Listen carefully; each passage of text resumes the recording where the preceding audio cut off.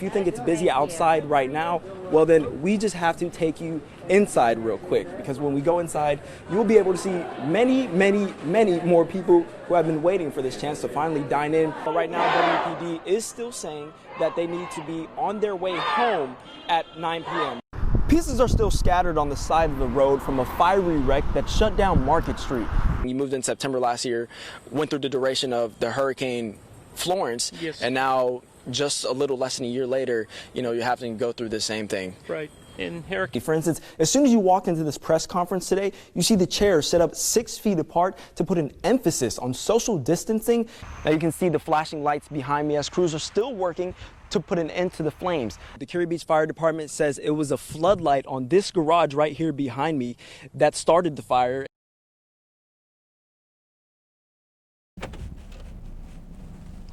How about pulling to church on a Sunday morning? You don't have to worry about getting out of your car, and never mind trying to find a good seat. And honk if you love Jesus, amen? Thankful for the blessings of God. Without online streaming options, faced with the realities of social distancing, the congregation at Sunrise Baptist Church is bringing back an old way of life. The restaurants were having takeout, no dining in, and so I thought about maybe what a blessing it would be to have a drive-in church service. I come to mind, used to be drive-in theaters where people would stay in their car and watch a movie. We're practicing social distancing, but still at the same time, you got people that's around, and you're still trying to have a service and trying to honor what's being asked of us to do in a society and in a community. One by one, they pulled in, filling the parking lot with cars full of people, dogs, babies, and Bibles. Members saying they prefer this type of service to one online. Like, you can get ready for a service and you can gather everybody in one room and get dressed like you're going to church, but it's just not the same thing. It's not the same feeling. From the porch of the church, the choir sang, "Sound like heaven." And the preacher preached. Amen. Even sitting in the car, even being on the outside. And when the Holy Spirit hit, the congregation honked their horns instead of clapping. Don't give up hope today. Pastor Cox says people just want a little normalcy back in their lives.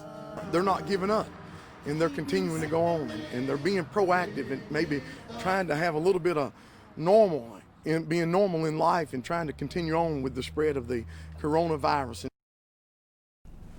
Pastor Cox says this could be the first of many drive-in services to come. He likes it better than Facebook Live sermons and says it gives a chance for both he and the congregation to gather as a family through these tough times. Communities across the Cape Fear were prepped and ready for Hurricane Dorian, but nobody planned for the dozens of tornadoes that descended ahead of the storm. We just barely got to the pantry, just heard a loud boom and a crash, and came out a couple minutes later and it was already gone. Alan Lehman and his neighbors have lived through previous hurricanes, flooding, and power outages, but they've never seen anything like this. And unbelievable. Just how could it look this way in this, where we live? Yeah. Unbelievable. Windows blown out, water damage, and parts of the house ripped apart. Lehman's home is one of many trashed, some parts brand new. His home was also damaged from Hurricane Florence last year. That was a lot of work getting that all done, and now we're going to have to redo it. Despite now facing another uphill road to recovery, neighbors say they'll pull together. With dark skies behind them, the farm is looking forward to sunny days ahead.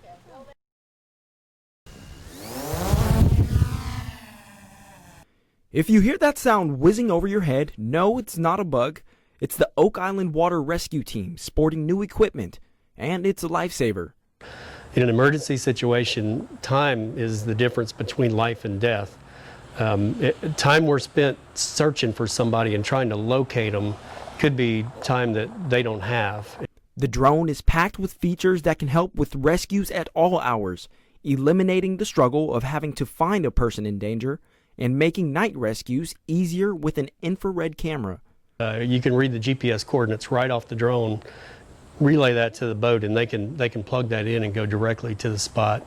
I wanted the full showcase on the drone, so we went to an open field to test it out. Turn to your right a little bit and turn that camera down. You ought to be able to see the kayak will be out in front of you. You see it? Yeah. And even I could tell how it will help. Chief Young admits he's seen a few situations that could have had better outcomes if this tech was available years ago. You know, there's real world applications to this thing that, you know, when I look back now and say, boy, I wish we would have had that then. Already having tested it in ocean waters, the group expects their efficiency rate to improve drastically and says there's always room for improvement, but this is a great start. In Oak Island, I'm Bryant Reed, WECT News.